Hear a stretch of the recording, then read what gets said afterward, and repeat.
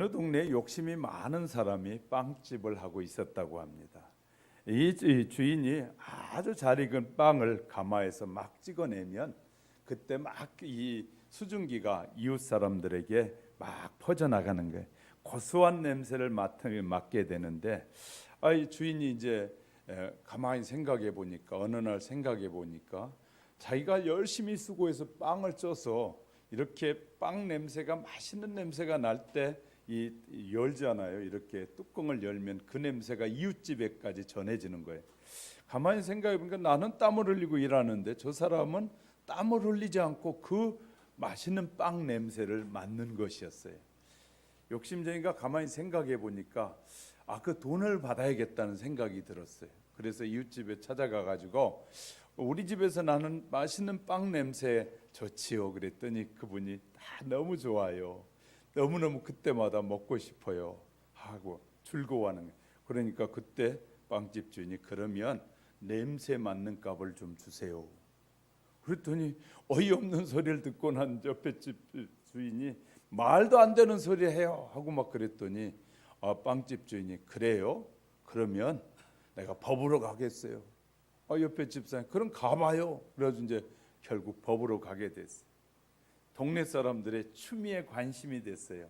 재판장이 과연 재판을 어떻게 판결을 할까? 이제 마지막 판결하는 날 동네 사람들과 함께 다 모여서 판결이 이루어집니다. 이 빵집 주인이 내가 이렇게 수고해가지고 땀을 뻘뻘 흘리면서 만들어서 하는데 저분은 가만히 앉아서 그 빵의 맛있는 냄새를 맡았으니까 당연히 냄새값을 줘야 되지요. 재판관이 다 듣더니 그럴 수 있겠습니다. 이제 판결하겠습니다. 옆에 집 주인은 빵집 주인에게 그 냄새값을 100만 원으로 내셔야 합니다. 그리고 이제 그 자리에서 어쩔 수 없이 그 주인이 100만 원의 냄새값을 줬어요. 그랬더니 100만 원을 받은 그 빵집 주인이 돈 냄새를 맡으면서 좋아하는 것이었어요. 그리고 가려고 할 때 재판장이 아직 재판이 끝나지 않았습니다. 판결에 아직 남아 있습니다. 어때 돈 냄새 맡으시니까 어떠세요? 너무너무 좋아요. 그래요. 이제 다시 판결합니다. 돈을 돌려주십시오. 무슨 말이에요?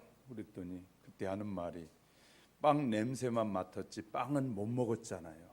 당신도 돈 냄새만 맡았으니까 다시 100만 원 돌려주십시오 해서 판결을 내렸더니 온 동네 사람들이 박수를 치면서 우리 재판관님이 제대로 판결해 줬다고 감사했다고 합니다.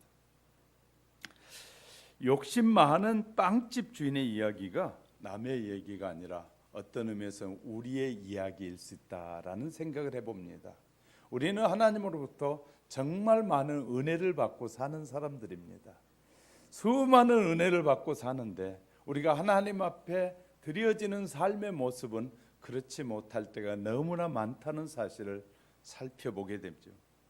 오늘 몇 주 감사주일을 지키는데 하나님께서 선택한 백성인 성도들에게 1년에 3번 하나님 앞에 감사의 절기를 지키도록 하나님이 정해 주신 것이에요.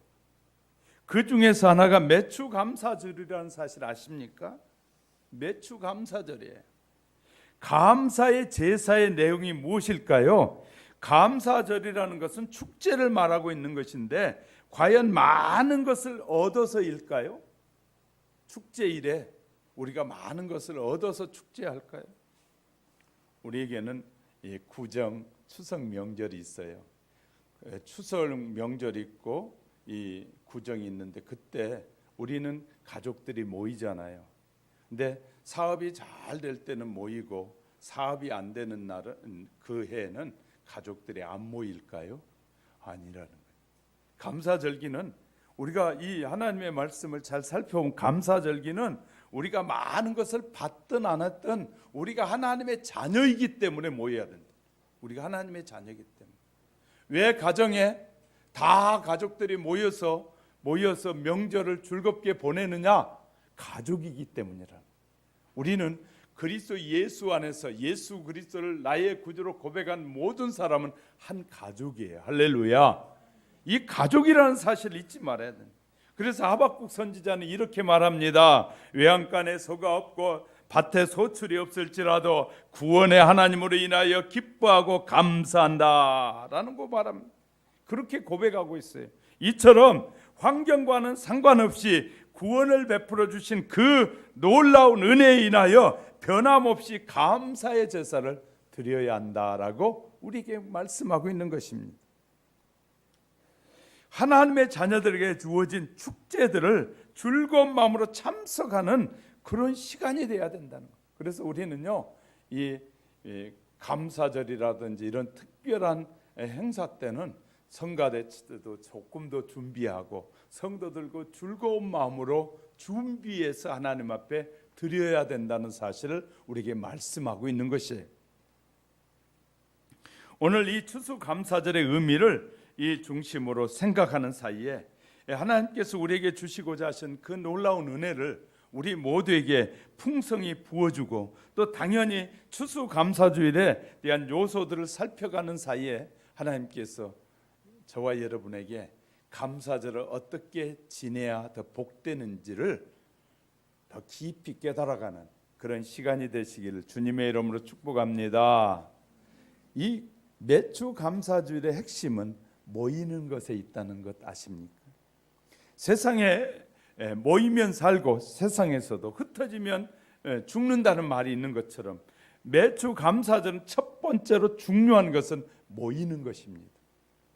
하나님의 백성들이 한 자리에 모여서 하나님께 제사 드리는 것, 이것은 하나님이 원하시고 기뻐하시는 일이다라고 우리에게 말씀하는 거예요. 그래서 모이라는 거예요. 모이라는 거예요. 신앙이 타락하면 제일 먼저 나타나는 현상이 모이기 않는 것이에요. 모이기를 싫어하는 것이에요. 그렇기 때문에 교회에 출석하지 않는 것은 내 신앙에 문제가 생겼다는 증거일 수 있습니다. 그래서 신앙이 없는 사람들은 교회에 모이는 일에 전혀 힘쓰지 않습니다. 그리고 그것을 귀하게, 이 모이는 것을 귀하게 생각하지도 않습니다. 신앙생활은 모여야 되는 것입니다. 그래서 성경에도 우리에게 말씀하시길 모이기를 폐하는 자들의 습관을 따르지 말라. 다시 말해 이 공회로 성회로 모이는 것을 이 자꾸 싫어하는 사람들의 습관을 따라 살지 말라. 그렇게 사는 것은 너희에게 복된 일이 아니다 그 말이에요. 그럼 우리가요 어떤 의미에서 지금 드리고 있는 예배 순서들을 줄이고 예배 시간을 줄이고 예배 이 횟수를 줄이고 이런 것들이 결국 복된 일이 아니라는 거예요. 우리는 어떻게 하든지 예배도 짧았으면 좋겠고 모든 것이 짧게 하고 쉽게 하면 좋겠다라는 생각을 하게 되잖아요. 이것은 하나님이 기뻐하시지 않는 일이란. 그런데 그걸 모르는 지도자들은 뭐 사람들이 기뻐한다고 사람들이 예배도 설교도 10분만 하면 더 좋겠죠. 말씀만 읽고 내려가면 더 좋겠죠. 그러면 그렇게 해가지고 우리가 하나님을 더 잘 알고 잘 섬긴다면 그렇게 해야 되겠죠. 그런데 예배 시간이 짧아지고 설교 시간이 짧아지면서 수많은 성도들은 더 세상을 향해 가더라는 거예요. 더 하나님 앞에 충성하고 봉사하고 더 하나님을 위해서 사는 사람, 그런 사람이 늘어나는 것이 아니라 그렇게 살면서 더 타락의 길을 걸어가고 있더라는 거예요.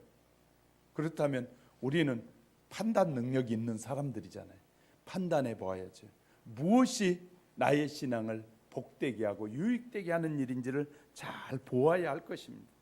여러분, 월드컵 축구를 한다고 할 때 보면 사람들이 이곳저곳에 모입니다.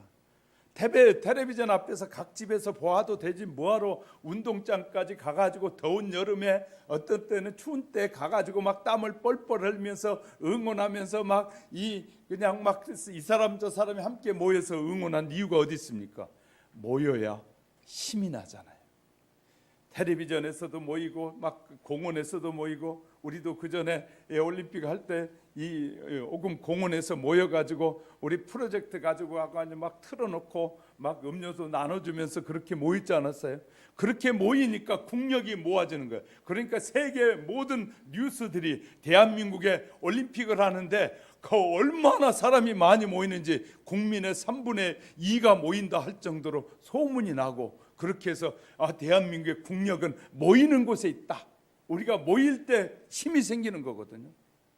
교회도요, 자꾸 성도들이 모여서 함께 기도하고 예배하고 찬송할 때 그 교회가 힘 있는 교회가 되고, 예배 모이기를 패하고 빨리 집에 가기를 좋아하고 쉬기를 좋아하는 사람이 많아지면 많아질수록 그 교회는 힘을 잃어가는 교회가 되는 거예요. 하나님 앞에 기도하는 시간, 우리가 찬양하는 시간이 늘어나고 모여지게 될 때 역사가 일어나요. 그래서 이 전국의 길거리 막 응원들이 이곳저곳에 일어날 때 세계를 감동시키는 일이 대한민국에서 시작됐잖아요. 하나님의 백성들도 한 자리에 모여 예배드릴 때 하나님께서 얼마나 기뻐하실까 아십니까? 그것만 생각해도 얼마나 감동이 되시면, 우리가 모여서 하나님 앞에 전심을 다해 찬양하고 예배할 때, 그럴 때 하나님이 영광을 받으시는 거예요.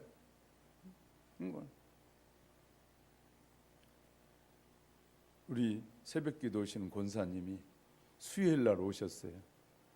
수요일날 우리가 7시 반에 예배를 시작하는데 저는 10분 전부터 찬양을 해요. 다 여기 불 다 켜놓고 앰프 틀어놓고 찬양을 시작했어요. 중간에 7시 10분쯤에 왔어요. 근데 제가 30분 될 때까지 찬양을 계속 인도했어요. 그분이 나중에 예배 끝나니까 이렇게 해요. 목사님 찬양하는데 들어오는 순간에 자기가 은혜가 되더라. 은혜가. 다른 교회에서 느끼지 못했던 느낌을 들어오는 순간에 벌써 당신은 받았다는 거예요. 목사님 찬양하는데 아무도 없는데 뭐 혼자 그리 찬양해요? 하나님 앞에 찬양하는데 누가 본다고 찬양하고 안 본다고 찬양 안 합니까? 나를 지켜보시는 분 하나님이 계시지 않습니까? 그랬더니 이분 감동이 된 거예요. 야, 내가 이 교회에 오는 게 너무너무 잘 왔구나. 저쪽에 나가 새벽기도 갔던 교회는 그렇게 혼자 찬양하는 것도 없고 막 그런데 맹맹했는데, 오니까 여기는 목사 혼자라도 찬양을 다 뜨거운 마음으로 찬양하는 모습에 저희가 감동이 된다는 거예요.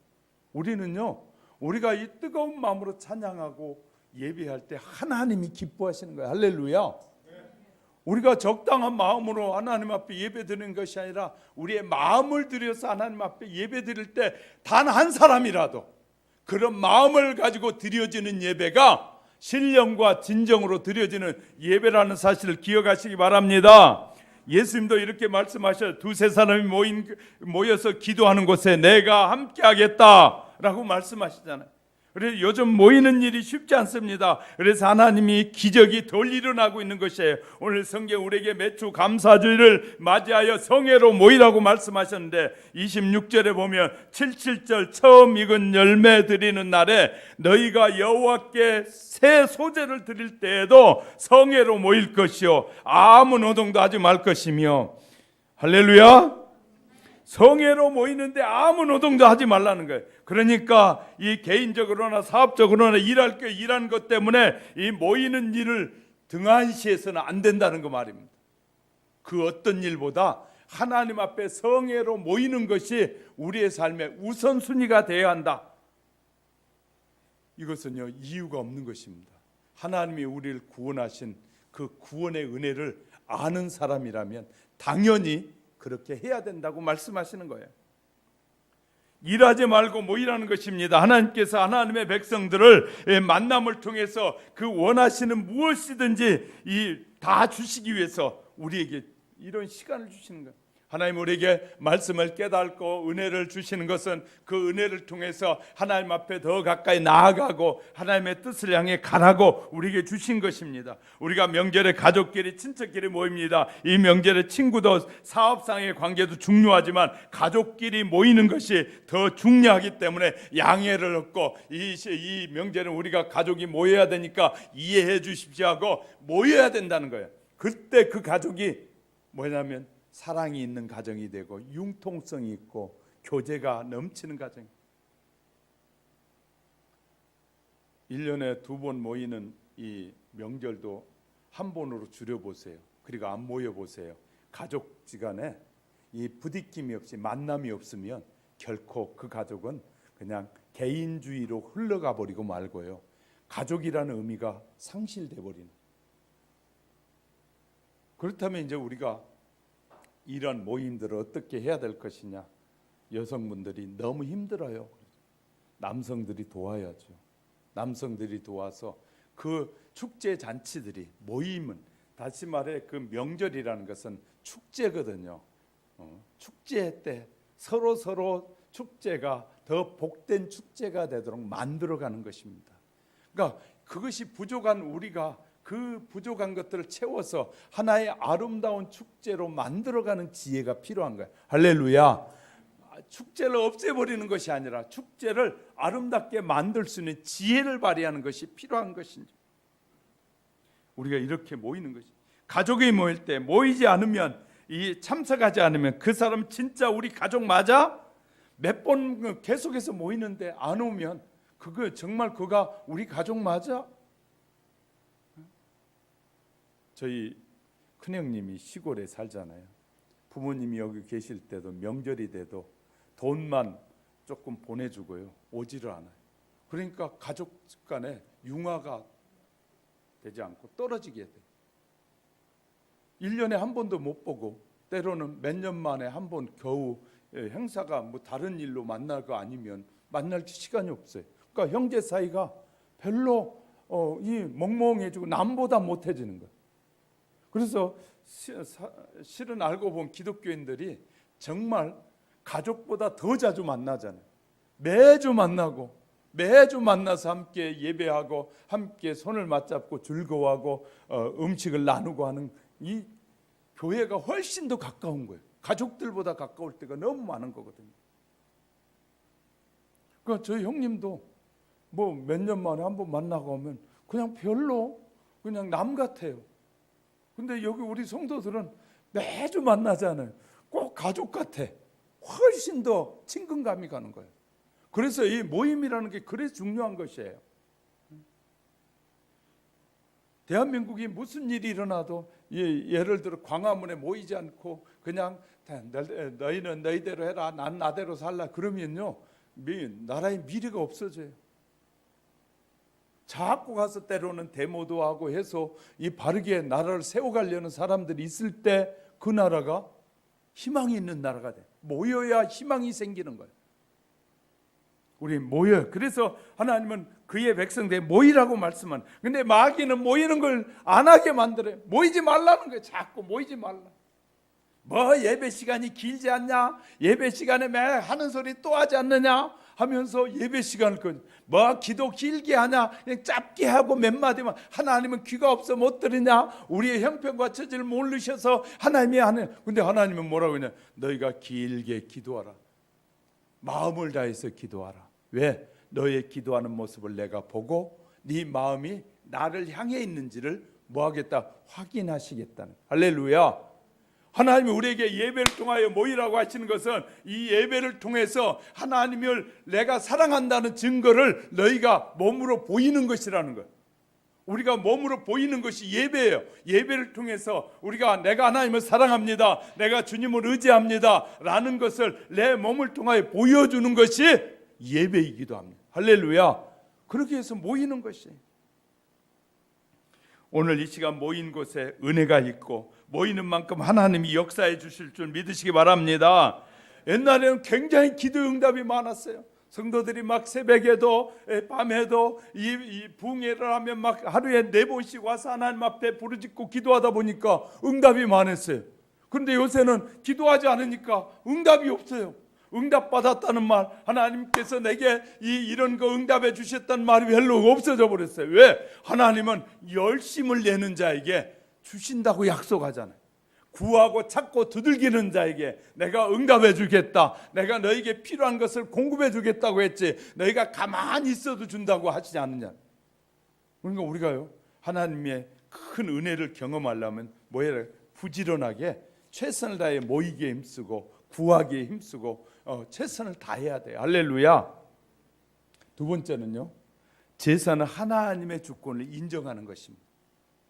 제사, 예배, 구약엔 제사라면 신약에서는 예배죠. 예배의 특징은 하나님의 주권을 인정하는 것이라고 본문 27절 29절 숫송아지 둘과 수양 하나와 1년 된 수양 7으로 여호와께 향기로운 번제를 드릴 것이며 그 소재로는 고운 가루에 기름을 섞어서 쓰되 매 송아지는 에바 10분의 3이요 숫양 하나는 에바 10분의 2요 어린 양 7에는 매 어린 양의 에바 10분의 1을 드릴 것이며 복잡한 내용이 기록되어 있습니다. 그런데 이 간단하게 쓰면 제사는 두 가지인데 번제와 소제를 드리는 것이다. 번제와 소제를 드리는 것. 그러니까 먼저 우리 번제는 생명을 바치는 제사라는 거예요. 다시 말해, 잘 보세요. 이 예배는 우리의 생명을 다해서 드리는 것이 예배라는 거예요. 생명을 드리는 것이다. 오늘 성경을 보면 숫송아지와 수양 등이 나오는데 한마디로 생명을 바치는 제사라는 말입니다. 이것은 생명에 대한 하나님의 주권을 인정하는 것이다. 다시 말해 숫송아지를 들고 수양을 드리는 것은 생명을 드리는 것이다 말이에요. 생명을 드리는 제사다. 얼마나 중요한 내인지 모릅니다. 이 번제를 드린다는 것은 생명은 하나님의 것입니다 라는 말이에요. 우리의 생명은 하나님의 것입니다 라고 하는 것이 번제라는 것입니다. 그런 고백입니다. 이 번제는 하나님 이스라엘 백성에게 하나님께서 말씀하시기 전에 미리 벌써 아브라함에게 하셨던 말이에요. 창세기 22장에 가면 하나님은 아브라함에게 외아들 이삭을 번제물로 바치라고 명령하셨습니다. 그때 그 이유는 바로 그 이유를 성경은 기록하기를 아브라함을 시험하기 위해서였다라고 쓰고 있어요. 어쨌든 이 사실을 통해서 깨닫게 되는 것은 아브라함의 믿음은 좋은 믿음이라는 것입니다. 아브라함은 믿음이 좋다고 하는 것은 무엇으로 얘기하느냐면 번제를 드린 것으로 봐서 생명의 주인이신 하나님이라는 사실을 인정하는 것이잖아요. 하나님이 이삭을 주셨으니 생명을 주셨으니 하나님이 바치라고 하니까 그것을 바치는 것은 이 생명의 이삭의 아들의 생명의 주인은 하나님이라고 인정하는 것이라는 거예요. 저와 여러분의 이 생명의 주인이 누구인지를 이 예배를 통하여 하나님 앞에 드러내 보이는 것입니다. 그래서 히브리서 기자는 이 히브리서 11장 17절 19절에 아브라함이 하나님의 약속을 믿었기 때문에 그는 외아들 이삭을 바칠 수 있었다고 기록하고 있습니다. 이것은 하나님이 생명에 대한 주권에 대해서 인정하는 것이다라고 쓰고 있어요. 예배는 나의 생명의 주인은 하나님이십니다라고 믿고 드리는 것이 예배다. 다윗은 자기 아들이 다 죽게 되었을 때, 밧세바를 통해서 난 아이가 죽게 됐을 때 그는 살려달라고 금식하면서 기도합니다. 금식하면서 하나님 앞에 매달려 기도하는데, 그런데 한참 며칠 기도하는데 다시 말해 다른 밑에 사람들이 수군거리는 것이 다윗의 귀에 들렸어요. 그러니까 다윗이 밑에 사람들 불러가지고 어떻게 됐냐 그랬더니 왕이여 아들이 죽었나이다 그랬더니 그 소리를 듣는 순간에 다윗이 그랬냐 하더니 금식을 멈추고 가서 수염을 깎고 옷을 갈아입고 목욕을 하고 옷을 갈아입고 나와서 음식 가져와라. 밑에 신하들이 너무너무 깜짝 놀란 거야. 아니 왕이 지금까지 기도하다가 아들을 살려달라고 기도하다 아들이 죽었다 그러는데 그러면 하나님은 어떻게 그럴 수 있습니까? 막 하고 원망하고 싸워야 되는데 그런 것이 아니라 다 정리하고 딱 와서 음식 가져오라 밥 먹는 거예요. 그 물어봤어요 신하들이. 다윗 왕이요 어찌된 일이십니까? 왕이 하는 행동을 이해할 수 없습니다. 그랬더니 다윗이 그때 이렇게 설명하는 거예요. 너희 이해가 안 되느냐? 이 아이의 생명의 주인은 하나님이시지 않느냐? 그분께 아이가 살아있을 때는 혹시라도 살려줄까 해서 기도했지만 생명의 주인이 거둬갔는데 내가 무엇 때문에 기도하고 더 금식을 하느냐? 생명의 주인은 하나님이시다라고 다윗도 인정하고 있는 것이 우리가 잘 알아야 됩니다. 우리의 생명의 주인은 내가 아니라 하나님이셔요. 할렐루야. 믿으시면 크게 아멘. 나의 생명의 주인은 하나님이심을 믿으면 아멘. 우리의 생명의 주인은 하나님이세요. 우리의 자녀들의 생명의 주인도 하나님이세요. 우리 부모들의 생명의 주인도 하나님이시다고. 우리가 주인이 아니라는 사실을 이 번제를 통해서 드려지는 것입니다. 소제, 두 번째 소제는 하나님께 삶의 주인을 인정하는 것이 소제입니다. 다윗은 시편 23편 여호와는 나의 목자시니 내가 부족함이 없으리로다. 내가 사망의 음침한 골짜기를 다닐지라도 해를 받음을 두려워하지 않는 것 아니하면 주께서 나와 함께 하심이라. 이 다윗은 철저하게 내 일이 잘 될 때도 하나님의 인도하심을 믿고 안 될 때도 하나님의 인도하심을 믿는다는 사실을 고백하는 것이에요. 우린 잘 될 때는 하나님이 나와 함께 하심을 믿는다고 말하고 안 될 때는 하나님이 어디 계시냐고 말하는 것은 하나님이 내 삶의 주인이라는 잘못된 의식을 갖고 있는 것입니다. 우린 바르게 하셔야 됩니다. 하나님이 나의 목자라고 말하는 것은 내가 잘된 데 고난의 길에 이 시련의 길을 걸어갈 때도 하나님의 나의 주인이시다고, 매일의 삶의 주인은 하나님이라고 고백하는 것이 소제입니다. 예수님께서 말씀하실 때도 공중에 나는 새를 보라, 들에 핀 백합화를 보라. 누가 가서 그 먹이를 주지 않고 길쌈을 하지 아니하여도 그가 살아가는 것이 무엇이냐? 하나님께서 인도하신다는 것입니다. 저와 여러분이 아무것도 도움을 주지 않아도 하나님께서 인도하신다. 사람들은 수고하기를 과수원에다 과실을 심을 때는 과실나무 심는 수고만 합니다. 그 다음에 물을 주고 자라게 하고 열매 맺는 것은 하나님이 하시는 것입니다. 실은 우리 잘 보세요. 대한민국에 비가 내리지 않으니까, 6월 달에 비가 내리지 않으니까 얼마나 많은 사람들이 고통스러워하며 열매가 맺지 못할 일에 다 이 나무들이 죽어가는 것 때문에 안타까워하고 두려워하잖아요. 그러나 하나님께서 이 태풍을 통하여 바람을 불어서 이제 비가 내리기 시작하니까 사람들의, 농부들의 입에서 얼굴에 기쁨이 막 솟아나요. 이제 우리가 심어놓은 수고해 넣었던 것에 열매를 거둘 수 있겠구나. 이제 돈이 될 수 있겠구나. 나를 하나님이, 이 신이 이렇게 도와주시는구나. 그래서 사람들의 입에 이 기쁨이 솟아나게 됩니다.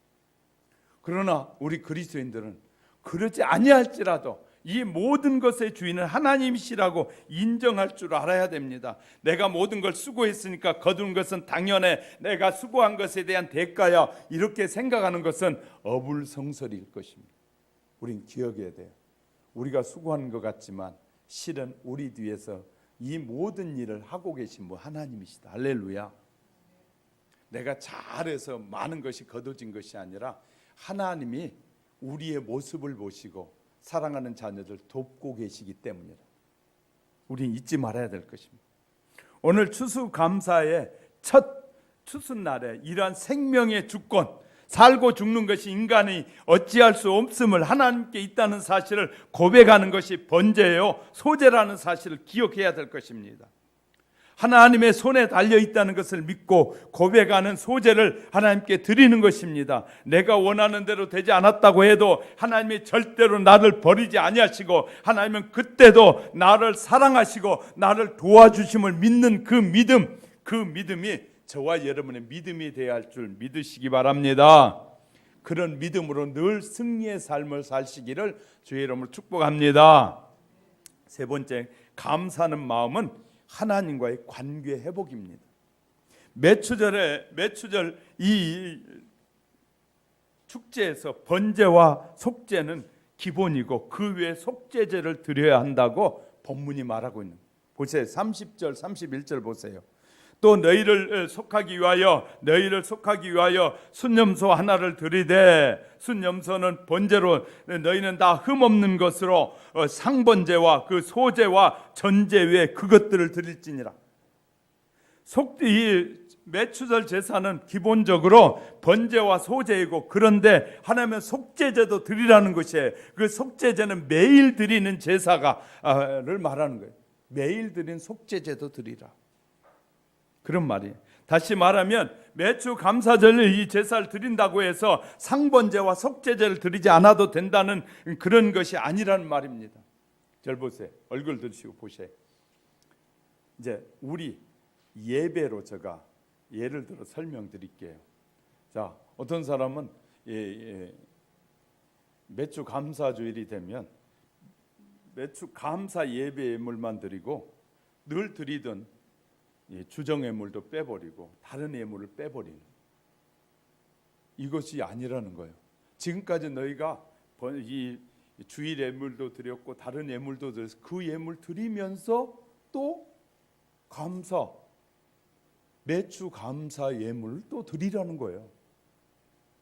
자, 하나님께서 우리에게 많은 걸 요구하실 때는 우리를 많이 축복하시려고 요구하십니다. 하나님이 가난하고 아무것도 없고 하나님이 이 주머니가 비어서 우리에게 요구하시는 것이 아니라 우리에게 더 많은 것으로 축복하시기 위해서 더 많은 것을 드리라고 말씀하시죠. 할렐루야. 많이 드린다는 것은 내가 당신을 사랑한다는 말입니다. 자, 이렇게 해볼게요. 자, 내가 좋아하는 사람이 달라고 하면, 내가 사랑하는 사람이 달라고 하면 부모님에게보다 더 주잖아요. 젊은이들은 사랑에 빠지면, 잘못에 빠지면 부모님보다 그 사람을 더 좋아하는 것 같아요. 우리 딸들 중에도요, 이렇게 뭘 하다가 지가 좋아하는 사람이 전화하면 아빠 나 갔다 올게 하고 가버리는 거예요. 그러면 그때마다 아빠가 이런, 내가 생각해, 저놈이 나보다 그 애를 더 사랑하는가 봐, 더 좋아하는가 봐. 제가 그런 생각을 해요. 아빠도 그런다니까요. 그러니까 전화 받고 절대 그냥 쫓아가면 아빠가 서운해. 그래도 전화를 왔어도 조금 있다가라도 가면 좋잖아요. 전화 오자마자 다른 일 팽개쳐 불고 가면 서운하다니까요. 엄마도 서운할 것 같아. 왜? 지금까지 실컷 먹여주고 키웠더니 쟤는 더 좋아하는구나, 저 사람을. 그럴 것 같단 말이에요. 우리가 기억에 아빠 엄마라고 서운하지 않다니까요. 서운하다니까요. 그래서 예식장에서 딸을 보내는 엄마 아빠가 울잖아요. 나는 안 울었어요. 안 보내고 데려왔으니까. 결혼식장에 가봐 딸을 시집 보내는 아빠들이, 엄마들이 눈물을 가끔 흘려요. 왜냐하면 이제 뺏긴다라고 생각이 드니까. 근데 우린 지연이는 데리고 와서 내가 울 필요가 없더라고요. 그래서 즐거운 마음으로 드렸죠. 그래서라도 좀 웃지. 그렇지 않으면 안 웃잖아요. 좀 웃어봐요. 좀 웃으라고 지금 제가 하는데도 안 웃어요. 그러니까 자녀들도 행동이 정말 조심해야 돼. 예를 들어 좋아하는 사람이 전화가 오자마자 그냥 다른 거 하던 일 팽개쳐 부르고 가버리면, 이놈이 이젠 나보다 더 좋아하는 사람이 생겼구나. 서운하면서도 기쁜 거예요. 서운하면서도. 우리가 잘 그런 것처럼 하나님 앞에 우리가 이 제사도 마찬가지, 예배도 마찬가지예요. 우리가 예배 막 바쁘게 예배드리고 딴 일 교회 가가지고 와가지고 바쁘게 예배드리고 막 가버리면 하나님도 서운해할지 몰라요. 그러니까 우리가요, 예배를 충분히 마음을 다 다해서 드리고 난 다음에 약속이 아무리 급해도 좀 더 드레이해서 만나자 그러면 좋은데, 그냥 그거 예배 드리는데 시간 보면서 아이고 이 예배가 언제 끝나나, 지금 만날 사람이 기다리고 있는데, 그러면 하나님도 안 기뻐할 것 같아. 왜? 그런 마음이. 여러분이 아버지가 돼보면, 또 엄마가 돼보면 그런 것을 경험하게 될 것이. 우리 젊은 사람들은 그걸 모를 수 있는데 서운해할지 모르니까 절대로 그렇게 하지 마시오. 좋은 사람이 생겼어도 한 5분이라도 지나고 한 가지 일이 좀 맞춰놓고 가고 그래야 돼. 그것이 중요한 것. 하나님도 마찬가지. 이 속죄제는 무엇인가 하면 죄로 인하여 단절되었던 하나님과의 관계가 회복되는 제사예요. 우리의 죄는 무엇보다도 하나님의, 나의 생명의 주인이고 나의 삶의 주관자라고 하는 사실을 불구하고도 하나님이 없이 살 것만 같다라고 말하는 것은 불신이에요. 우리는 하나님 없이 절대 살 수 없다고 고백해야 돼. 할렐루야. 한번 따라. 하나님, 나는 하나님 없이는 절대로 살 수 없어요. 나를 도와주세요. 나와 함께 해주세요. 내 삶을 인도해 주세요. 이끌어 주세요. 도와주시기 원합니다. 이것이 나의 고백입니다. 할렐루야. 이런 고백이 우리 모두의 고백이 되어지기 바랍니다. 미국의 바바라 존스는 평범한 가정주부입니다. 그가 모자에 제랄륨 꽃을 꽂고 행복하게 살라라는 책을 쓴 베스트셀러 작가이기도 합니다. 그녀에게는 남편과 세 아들이 있었다고 합니다. 그런데 문제가 시작되려고 하니까 어느 날 남편이 출근했다가 돌아오는 길에 교통사고를 당해서 그만 식물인간이 되고 말았어요. 그리고 첫째 아들은 음주운전을 하는 트럭에 받쳐서 그만 한순간에 죽게 됐습니다. 둘째 아들은 호모섹스에 빠져서 집을 가출해 버렸어요. 그리고 세 번째 아들은 베트남 전쟁에 자원 입대해서 18살의 나이로 이 자원에서 입대하더니 그만 전쟁에 전사하고 말았어요. 얼마나 속상한 일인지. 세상에 남편은 이 교통사고로 그냥 식물 인간이 됐고, 첫째 아들은 음주운전한 사람의 트럭에 치여 죽게 됐고, 두 번째 아들은 그만 호모섹스에 빠져서 집을 빠져나가 버렸고, 셋째 아들은 월남전에 가서 전쟁에 그만 죽고 말았어요. 그 순간에 너무너무 원망이 되니까 이 신앙인이 집사님이 막 하나님 원망했더니 막 원망하는 순간에 마음이 이상하게 변하는 것이에요. 그래서 집사님이 다시 깨닫고, 그래, 내가 원망할 일이 아니지, 하나님 앞에 감사해야지, 내가 왜 이렇게 원망하지 하고 마음을 돌이키고 하나님 앞에 나와서 이렇게 했답니다. 하나님, 원망하니까 정신과 육체가 비참해지네요. 하나님, 이제부터 내 감사하며 살기 원합니다. 부정적인 나의 삶을 철저하게 회개하고 이제 긍정적으로 살아야겠어요. 하나님, 나의 생명의 주인은 하나님이십니다. 우리의 가족의 주인도 하나님이십니다 라고 이제부터 감사하며 살기 원합니다. 감사하며 살겠습니다. 나의 남은 생애는 하나님 앞에 맡깁니다. 하나님 감사합니다. 그런 상황에서 감사할 필요가 어디 있겠어요. 그런데 그는 그런 환경에서 하나님 앞에 감사를 맡기면서 남은 삶을 인도해 달라고 기도했답니다. 그리고 나서 어떻게 해야 하나님께 감사해 내가 일을 조금이라도 할까라고 생각하다가 이런 생각이 떠올랐답니다. 그래, 나와 같은 사람들이 주위에 얼마나 많은지 몰라. 그래서요, 제 아들이 전쟁에 그 당시에 월남전에서 죽은 사람이 미국인이 50만 명이었어요. 월남전에서도 미군이 죽은 사람이 50만 명인데 주위에 있는 월남전에 참여했다가 죽은 가족들을 찾아가서 위로했습니다. 엄마, 누구 엄마, 당신은 정말 불행한 것이 아니라 나라를 위해서 큰 일을 하신 거예요 하고 격려하기 시작했어요. 그리고 축복했어요. 그리고 교통사고를 당한 사람들에게 편지를 써가지고 위로하고 격려하는 일을 시작했다고 합니다. 그 일을 시작한 지 얼마 안 됐는데 식물 인간이 되어 있던 그 남편이 정신이 회복되기 시작하는 것이었어요. 정신이 회복돼서 돌아오는 것이었어요. 너무너무 감사해서 더 감사해야지 하면서 그는 감사 일을 하기 시작했는데요. 그는 이곳저곳에 감사 일을 시작하면서 이제 여러 단체를 만들기 시작했어요. 단체를 만들어서 돕기도 하면서 교회는 그런 사람들 돕는 이 선교회를 만들어서 함께 일하기 시작했어요. 그런데 놀라운 것은 그 감사 일을 하기 시작했는데 어느 날부터 이 호모섹스에 빠져 집을 나갔던 아들도 집으로 다시 돌아오는 것이었습니다.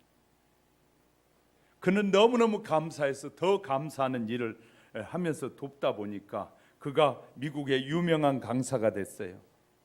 하나님께서 그의 용기를 주신 희망과 능력을 주셨는데 라디오 강사, 이 텔레비전 그리고 출판계에 출판을 통해서 이 유명한 강사가 됐어요. 그래서 이곳저곳에 초빙을 받았습니다. 그리고 여성계 지도자가 돼서 재난을 당한 사람들에게 위로와 희망과 용기를 주는 엄청난 영향력을 발휘하는 여성이 됐습니다.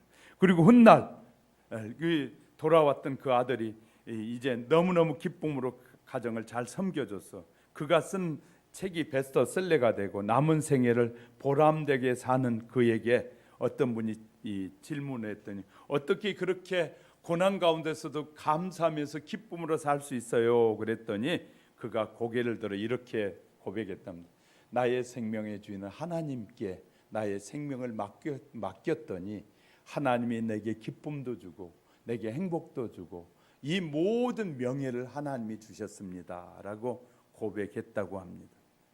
사랑하는 성도 여러분, 어떤 어려움이 있더라도 하나님 앞에 감사하십시다. 그리고 하나님 앞에 나의 생명의 주인이신 하나님께 맡기십시다. 하나님께서 반드시 우리의 삶을 책임져 주시고 우리를 회복시켜 주실 줄 믿으시면 아멘. 여러분 어떻게 이 인생을 살 것인지 원망하고 불평하고 사시겠습니까? 남의 약점을 끄집어내서 욕하며 사시겠습니까? 비판적이며 부정적인 삶을 사시겠습니까? 그것은 망하는 길입니다. 그러나 작은 일부터 감사하고 교회에 나와서 감사하고 가정에서도 감사하고 직장에서도 감사하고 국가와 민족에 대해서 감사하고 사회에 대해서 감사하고 감사의 씨를 뿌릴 때 감사의 열매가 맺고 축복의 열매가 주렁주렁 맺게 된다는 사실을 믿으시기 바랍니다. 하나님은 어떤 환경에서도 감사하는 자에게 좋은 열매를 풍성하게 맺게 하시는 하나님이심을 기억하셔야 될 것입니다. 하나님은 우리의 생애의 주인이고 삶의 주권자가 되심을 현실로 인정해야 됩니다. 그러면 승리할 수 있습니다. 그러므로 구원의 은혜, 환경에 좋고 나쁨에 있지 않고 깨달은 것이 바로 은혜입니다. 깨달으면 감사하고 못 깨달으면 원망하게 되는 것이. 깨달은 은혜가 여러분에게 있어지길 주의 이름으로 축복합니다. 하나님께서 우리에게 깨달아져서 그래 감사하며 살아야지 하는 사람에게는 하나님이 더 큰 은혜를 주시는데 아니야, 나에게 이런 일이 일어난 것은 내가 있을 수 없어, 내가 수용하고 받아들일 수 없어 하고 원망하게 될 때 여러분은 비참해지는 인생이 될 것입니다. 하나님은 저와 여러분이 비참한 인생에서 승리하는 인생이 되기 원합니다. 너는 많이 가진 것이 많이 가져야 행복하다고 생각하니? 너는 온 천하의 명예를 다 가져야 행복하다고 생각하니? 우리에게 묻습니다. 하나님은 우리에게 내가 너에게 행복의 주인이고 내가 너의 삶의 주인이고 내가 너의 모든 것의 주인이라고 말씀하십니다. 할렐루야. 그 하나님 앞에 예배를 통해서 우리가 인정하는 것이고 예배를 통해서 하나님 앞에 나오는 것입니다. 우리 하영교회 성도 여러분, 우리에게 걸어가다 보면 때로는 참 어려운 일도 있고 시련도 있습니다. 제가 25년 목회 이 오금동에서만 와서 25년을 지금 목회하는데 하다 보니까 별일이 다 있었습니다. 정말 먹을 것이 없어서 어려울 때도 있었고 지금은 너무 풍성해서 저희 집사람이 그만주라고 다른 사람이 준다고 그래도 안 줘도 된다고 할 때 제가 그렇게 말했어요. 받으라고. 받아서 또 다른 사람에게 나눠주라고. 지금은 넉넉하게 하나님이 많이 주셨어요. 먹는 것 때문에 전혀 걱정하지 않고요, 막 나눠줍니다. 지난 금요일도요, KFC에서 얼마나 이 통닭이 많이 보내왔는지요. 막 밤에 수요일날 밤인데 더 이상 넘길 수가 없어서 밤 9시에 전화해가지고 통닭 가져가라고 전화해서 주고요. 막 해서 막 나눠줬어요. 왜냐하면 너무너무 감사할 일이 많은 거예요. 우리 이제 아동센터에다가 150마리인가요? 통닭이 그렇게 보내온 거예요. 그러니까 다 먹을 수가 없어서 밤 9시에 막 이것저것 다 나눠주고 막 할 정도예요. 또요, 금요일인가요? 목요일 날에는 또요, 피자가 15판이나 저기 그냥 피자 헛에서 와가지고 너무 많아가지고 또 막 이것저것 사람들에게 나눠줬어. 빵도 때로는 많이 오면 막 우리 노인정에도 막 한 박스씩 갖다 주고 나눠줄 정. 하나님이 그렇게 축복하셔요. 가서 나는 줄 때마다 이렇게 말해. 하영께서 왔습니다. 하영께서 왔습니다. 그냥 주지 않아요. 하영교에서 왔습니다. 왜냐하면 우리는 어떻게 하든지 주의 이름을 높여드려야 돼. 할렐루야. 그렇기 때문에 하나님이 우리를 축복하실 때 더 주의 이름을 높여드려야 돼. 이 모든 일이 교회가 풍성해지기 시작하는 것은 하나님이 여러분을 축복하시고 계시다는 겁니다. 할렐루야. 하나님이 여러분 한 사람 한 사람이 더 감사함으로 우리가 최선을 다해서 섬길 때 하나님은 우리 교회뿐만 아니라 우리 하영교회 모든 성도들도 다 풍성하게 복을 주실 줄 믿습니다.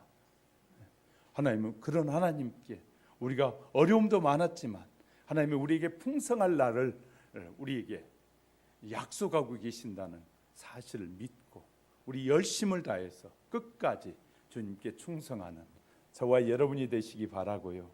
이 절기를 통해서 이 축제에 즐거운 마음으로 참여하는 우리 모든 하영교회 성도 여러분이 되시기를 주님의 이름으로 축복합니다. 축복합니다. 기도하겠습니다. 하나님 아버지 감사합니다. 오늘도 우리에게 맥주 감사주의를 허락해 주신 좋으신 하나님, 우리의 모든 삶을 통하여 감사가 넘쳐나게 도와주시고 한 걸음 한 걸음 더 주께로 더 가까이 나가는 우리 모두가 되도록 하나님이여 한없는 은혜를 베푸시옵소서. 주님 감사합니다. 하나님의 이 매주 감사주의를 통해서 하나님의 크신 뜻이 우리 안에 이루어지도록 축복해 주시옵소서. 예수님의 이름으로 감사 기도드립니다.